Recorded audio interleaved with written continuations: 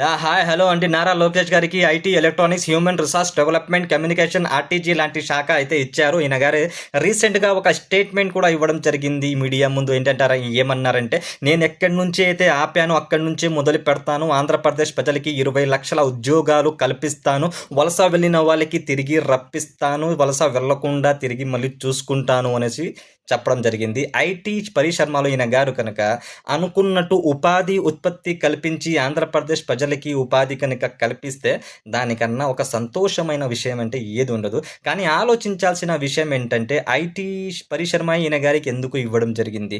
So, Nara Chandrababu Naidu గారు అప్పుడప్పుడు అంటూ ఉంటారు. అప్పుడప్పుడు ఏంటంటే ఎప్పుడో అంటూ ఉంటారు విజన్, విజన్, విజన్ అనేసి. ఆ విజన్ ఏమైనా తన స్వయాన పుత్రుడితో కంప్లీట్ చేయబోతున్నారా?